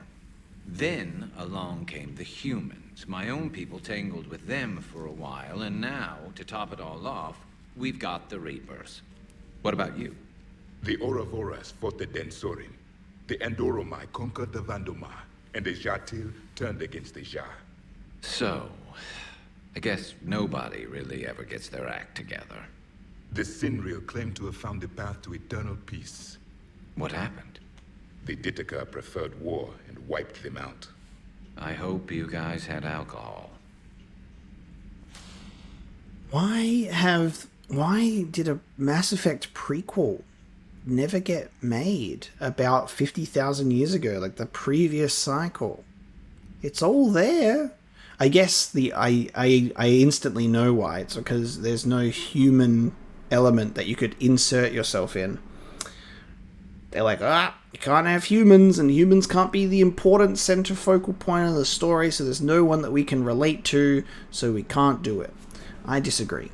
I think people are invested enough, and I think Mass Effect does it very well, and it shows a lot and how invested you can get in the alien cultures, like their species and everything that goes along with them, that I would play a Mass Effect prequel set in the previous cycle. You could always just have one of these races that Javik just mentioned be like humanoid or human-like in appearance, not like humans themselves, but make them like, you know, similar enough. And that would be cool. It would be interesting at least. It does make me a bit excited to eventually jump into playing Andromeda one day, because that seems to be separate from this trilogy. I'm assuming by the name Andromeda it's going to be set in another galaxy, which is very interesting. That's something that you can at least glean from the title. So that makes me excited to see what's going on in that capacity. But Mass Effect prequel, would play it, be very interesting. Some of the crew seem shocked by the monstrosities we have encountered. They haven't seen what the Reapers could corrupt after 100 years. That was our war. Every battle conjured a new nightmare. That's true. And then also another thing, when Garrus he's rattling off like wars where he's like, yes, the Rachni, and then the Krogan rebellions, and then the Turian and the humans. Like he does like these notable ones, and then he goes, you know, like 1,000 years later there was like the Geth and the Quarian War. And I just find it hilarious that it was like, oh yeah, like 1,000 years later there was another big war. Meanwhile, you know, like on Earth, in terms of like our wars, we had one in 1914, and then we had like just over 20 years later another one start. And you know, it's just like, they're like 1,000 years later there was another notable war. It's like there would have been so many. There's like just so much history in the Mass Effect universe. It's absolutely insane. Like those are the biggest wars, but what about the ones that they're not talking about? This human holds such childish views of war. Your species has much to learn. He hasn't even said anything yet. Commander. Samara's the kind of soldier we need in this war. Nothing gets in her way. I just hope I'm not in her way someday. That woman means business.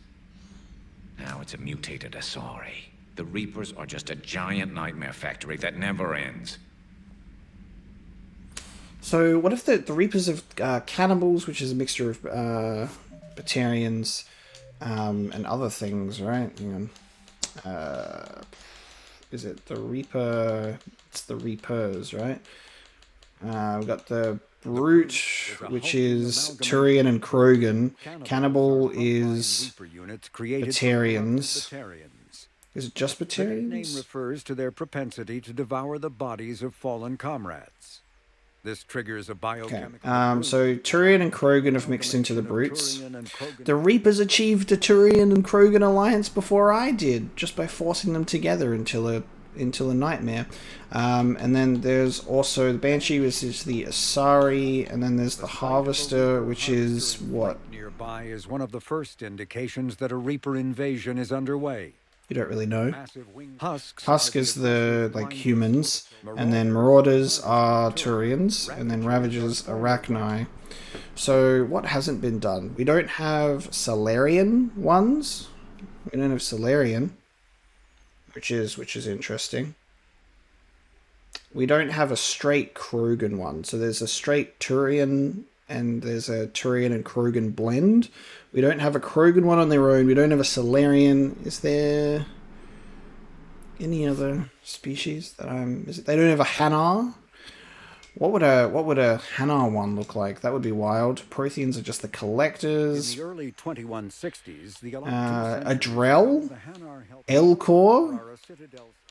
The Krogan, the Volus, Quarians. Oh, actually, we might get a Quarian variant if we go check in on Tali with what's going on over there. That could be a new one that comes in. Imagine a Volus one, and they're just like massive. Elcor would be very intimidating to go up against, like just an unhinged Elcor Reaper species.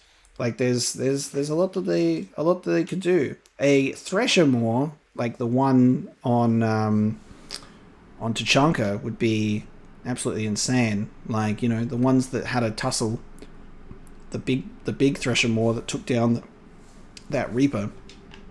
That's always something. It's I'm gonna a come. tactic, when you think about it.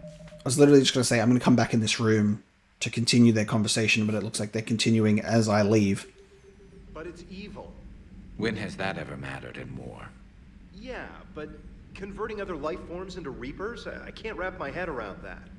Makes sense to me. It ensures you never run out of cannon fodder, eliminates any local resistance, and for every soldier you add, your enemy loses two, the one you converted, and his buddy on the other side who can't pull the trigger on a friend. You sound like you admire them. Same way I admire a virus or a Thresher Maw. They've adapted perfectly to their situation. But the Reapers want to destroy us. And I have no intention of letting them. But if you don't respect your enemy's capabilities, you're in for one nasty surprise after another. Got a point, bud.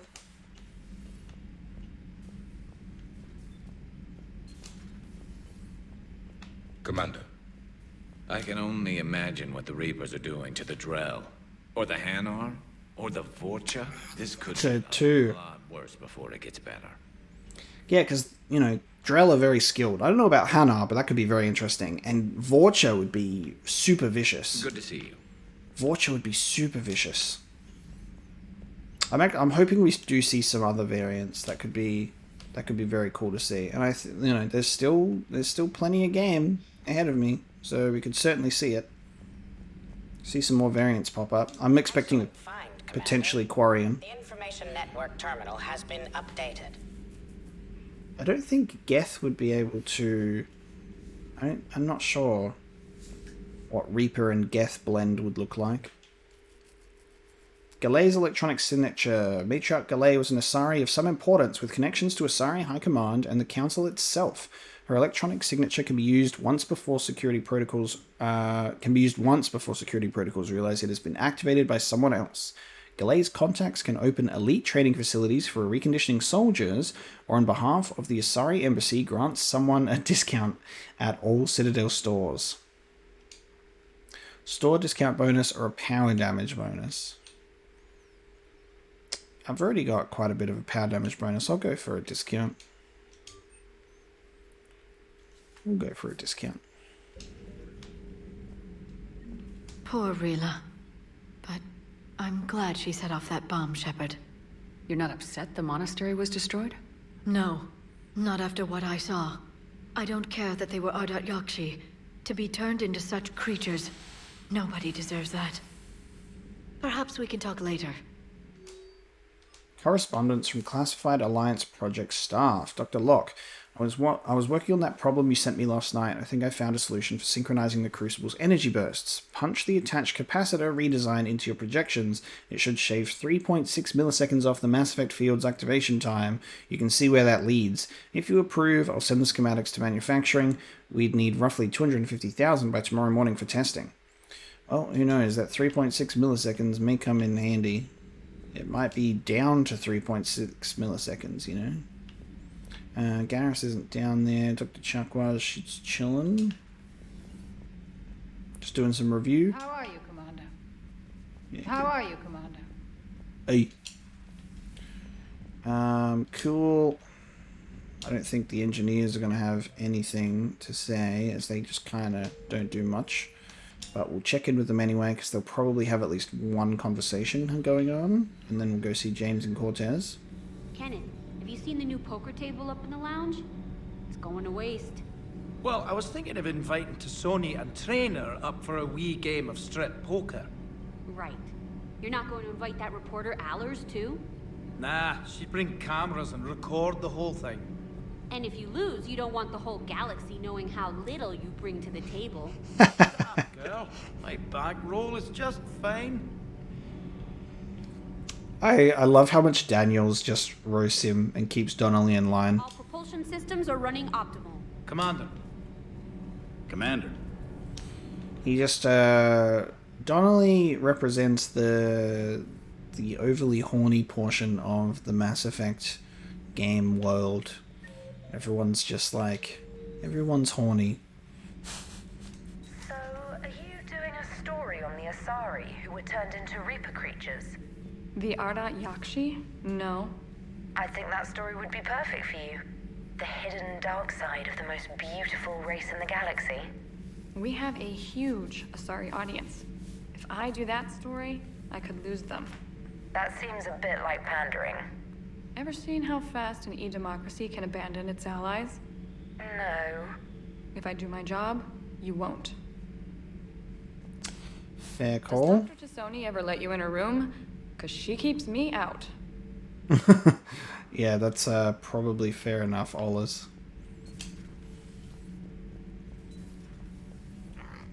Let's get out of here. James and Cortez. I'm liking the new you, Esteban. It's about time you loosened up a little. Not sure how drinking mezcal late into the night makes me a better crewman. How does it not? Gives you heart. You need heart to fight this kind of war. A heartburn, maybe. Seriously, could we at least get some decent tequila? Hey, you're the procurement specialist. Set us up. The next time you blow up a monastery, let me know you've left the premises, okay? I worry about you. Reviewing our maintenance schedules one more time. Shuttle's primed for the next drop. Thanks, bud. Hey. Is that it, bud? You nothing else? Hey. Hey. Did you hear that hum? Is that just me? Good dog. Do you hear that hum? Is that just me? I meant to go to the CIC. Cool. Well, I think with that one, we're due for a return trip to the Citadel, and we will do that next time. So we'll head back to the Citadel and see what pops up in our journal, but we do have a bunch that I could probably look into exploring the galaxy for, just to make sure that these that all these systems that I've explored might have some things tucked away for me.